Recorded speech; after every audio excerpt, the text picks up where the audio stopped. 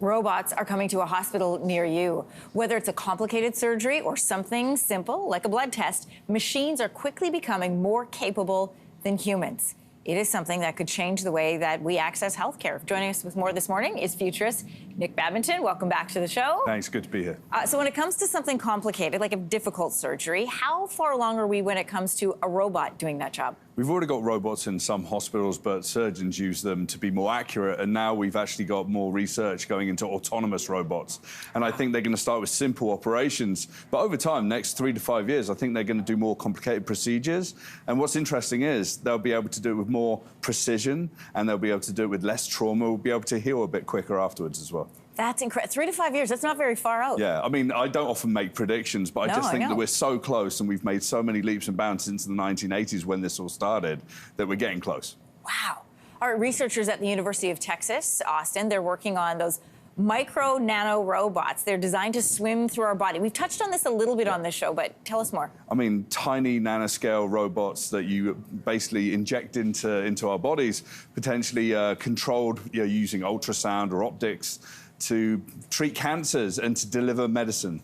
And we're looking at them on the screen, and they're just like unbelievable that those are in your bloodstream. Yeah, and I really love this scale of robotics and this practical application.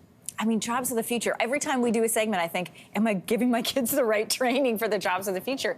During the pandemic, we saw some hospitals increasingly turn to what is known as telepresence robots. So they allow doctors to connect with a patient on a video call. There was a lot of this during the pandemic because we needed access to healthcare, couldn't get into the hospitals. I know we're still showing the nano robots, but what kind of purpose do they have outside the pandemic, these teleconferences? Yeah, so it's interesting. I mean, obviously, telehealth has been something that we've been using for a while now. But imagine if you actually could put any surgeon or specialist or doctor in any location to treat the patients that they need to treat and to speak to people and to liaise with the great nurses that are on the ground there as well. You know, a worldwide network of knowledge and talent.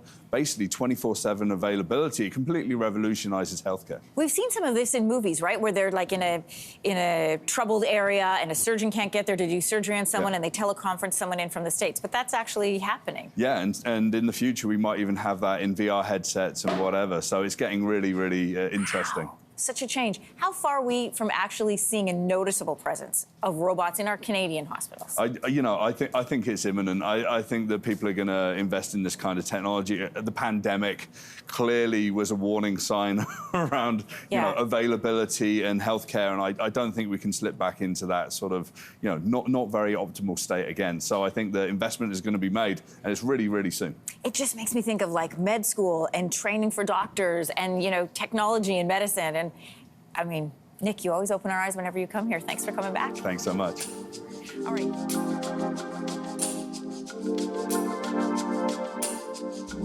right.